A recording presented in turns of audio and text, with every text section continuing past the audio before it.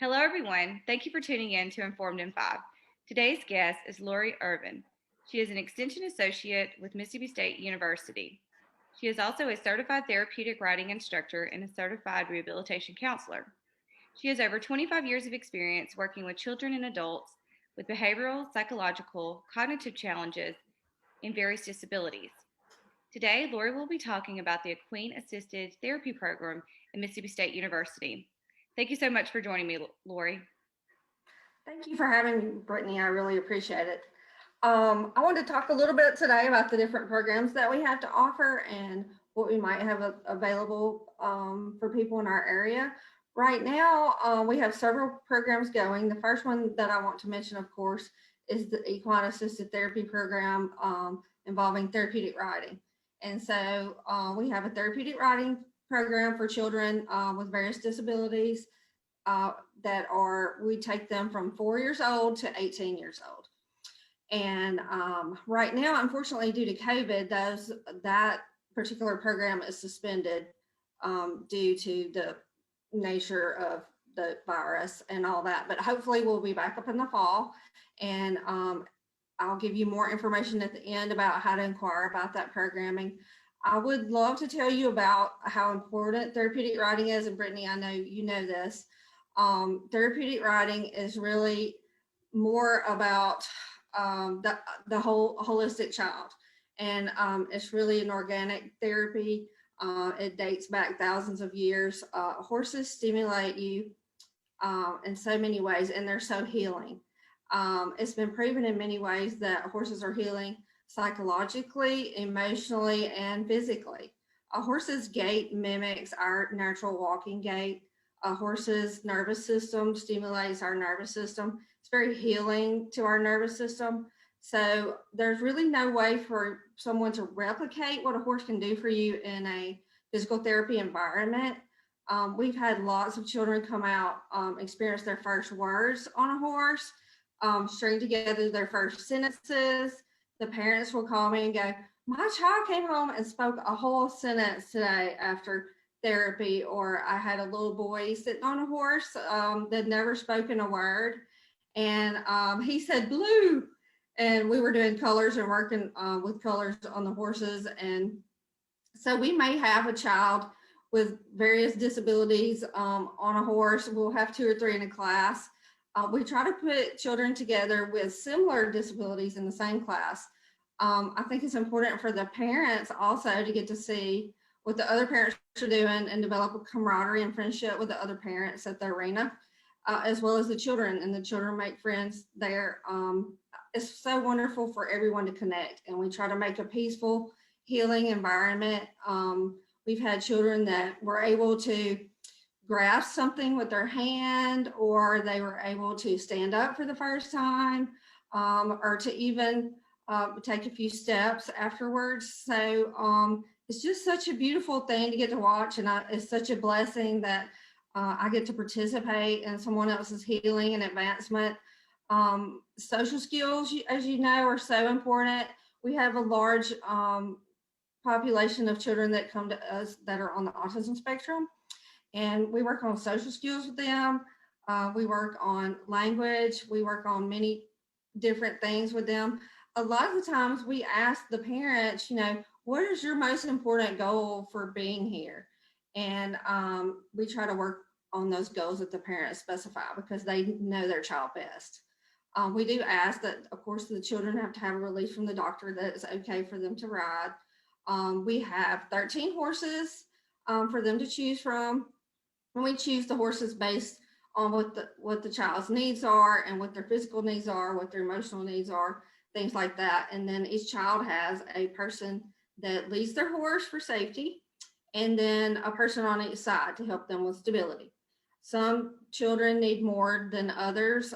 Some children are able, after some time, to ride independently, which is really empowering for them. But just even imagine a little 4 or 5-year-old on a horse getting to ride a horse is so empowering for them to be able to do that, and it develops lots of skills. I also would like to talk about our other programming, which we have a veterans horsemanship program, and that is based on natural horsemanship methods. So the veterans, just like the therapeutic riding, we go through the semester and we ride 8 to 10 weeks each semester. And the veterans horsemanship program, they come once a week and for an hour and a half class. There's no charge to the veterans. Um, we'll take veterans from any branch. They do not have to have been deployed or anything like that. As long as they've served our country in the military, they're welcome to come, and we would love to give back a little bit. A lot of veterans call about services and they're astonished that it's free, but I feel like we have our freedom because of them, and we just want to give back a little bit to them. So they come once a week. They get the same benefits. The physical benefits of working with the horse, also they get challenged a lot by the horses because this is a different environment. There are 3 or 4 veterans in each class, and they work on natural horsemanship methods. We do the first half of the semester on the ground, and meaning that they're working with their horse on exercises on the ground with the lead rope. And it really develops a relationship and a bonds them with their horse. They groom their horses. They work on obstacle course. They learn how to communicate with the horse. They learn what a horse's body language means, things like that. And then the second half we ride. And we have different challenges for them based on their skill level and what they're wanting to learn. Some people just want to come and pet a horse and spend time grooming their horse and just have peaceful calm. And some people want to come and do an obstacle course at high speed and learn how to lope a horse and rope. So we're able to accommodate them, whatever their goals are. And we really want them to have a personal experience and a peaceful, calm relationship with a horse. There, so many times, the benefits that we think they're just sitting there petting a horse, when in fact the horse is healing these people. I could tell you so many stories of. I had a veteran tell me, he said, I'm retired and I've been out of the military several years, but I continue to have nightmares after I ended service. And he said, I have not had one nightmare since I started coming out here. Those dreams are gone. I've had others tell me, this has really helped me with my anger issues, or this has really helped me communicate with my family because this horse showed me what I look like to people. Because the horses are really great at mirroring your how you appear socially to other people. And a horse can get away with saying a lot of things to somebody that maybe we can't. And so it's a beautiful thing to watch a horse lead someone into that transition from military service into civilian life. And they're honest, they're loving, they're kind, but they're also challenging. And a horse is a great mirror for you. And they do it in such a loving way. So it's a great healing thing for them. And it's also very empowering to see someone who's really scared of horses. I have a lot of people that come out there that are scared of horses, and they end up running around the arena working cows. And they're like, oh my gosh, I'm so proud of myself. And I'm proud of them too. So we have a great time with them out there. Our main focus we try to have out there is have a place of peace and have a place of fun. So we do a little bit of both with the Veterans Horsemanship Program. We also provide group therapy for alcohol and drug recovery groups. Right now, we're partnered with the Pines and Katy Hill in Columbus, and they bring a women's group out once a week, and they stay for 2 hours, and we do group therapy with them. And then they also bring a men's group out for 2 hours on a different day. And we do equine assisted therapy with them. The horses are loose in the arena. They're not restrained by halters, lead ropes, anything like that. The groups are turned loose in the arena with the horses. This is a group work environment. There are myself, the mental health provider. There's the equine specialist, which is Cassie Brunson, and then the horse is the therapist. And we just watch to make sure everybody's safe and let things evolve naturally. And people are able to work out their issues with these horses. I say a lot of times that God works through these horses, and he does, and helps heal these people. It helps them work through a lot of mental health challenges that they may have. It also challenges them in ways to think differently, or ways of approaching things differently, or maybe thinking about things differently. We believe that everyone has the ability to heal themselves and to know the right way to go and to find their way. And so we just allow that to happen there, and we make it a safe space for them to do that physically and emotionally. Um, and if they'll just trust the process, and most of them do, then things really, it's amazing what a horse can do. I've had veterans and people in the alcohol and drug groups tell me, recovery groups tell me that one session at the arena is the equivalent to 5 sessions with the therapist. That a horse is just able to let them become vulnerable, to let them see the core of their issues, to be honest and hold space for them in a way that a person may not be able to do for them. They feel total non-judgment by a horse. And so a lot of horses are just sensitive, sentient beings, and they're able to hold space for people and carry things for people that maybe a different animal couldn't.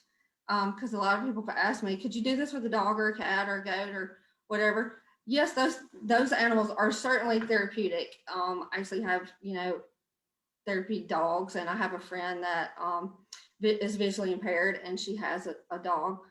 But horses are more like people because they're herd animals, and they operate in a family system. They have rank. They have social skills. The ones that don't are just like us. Like some have better than others, and so you get to see the whole family system in a horse herd, and it's a very healing thing. All of our horses are well balanced, nice horses, of course, because we use them for children's services, so we don't have any horses that might hurt someone or anything like that. But still, a horse is a horse, so they're able to be themselves and display themselves and help people find their way on their journey, which is a beautiful thing. And the last program that I wanted to talk about is our corporate training. We just are learning about this. We're swapping over in corporate training. I know that you've heard of people that maybe their office goes to a ropes course or a weekend retreat or something like that. We have received training in corporate training so that we can help with office systems, social skills, people getting along in the office, increased productivity, leadership skills, things like that. So in that area, we swap over to equine assisted learning, and the horses are very much the same as they are in the other programs. We rarely use lead ropes or halters or anything like that, but we do give people assignments to get things done with the horses. And when you give them, like for instance, we may ask them to set up an obstacle course based on what some challenges in their workplace might look like. And then we send them out to do it. And even them just setting up the obstacle course and coming up with what the issues in their office are very telling. And it's a safe place to do that because there's no judgment there. And so then we ask them to move the horse through that obstacle course. And as they do that, leadership styles come out. Followers, who's a follower, who's a leader, how do they solve problems, who runs over people, who is the organizer that is respectful to everyone. It's a great thing to get right to the core issues that are going on and help people see how their leadership style may affect others, or how they might want to work on their leadership styles or their managerial skills, things like that. So we're just beginning to offer that program, and I think it's a great thing, a great way to spend, a Saturday or a Friday afternoon at the arena working on those things. So I'll tell you about our contact information if you don't mind. My email is lirvin@humansci.msstate.edu, and I'll have Brittany put up a copy of my business card on here. I also have my cell phone number on here. A lot of times I'm not able to answer my phone in the moment, but if you want to text me, I'll be glad to get back with you as soon as I can.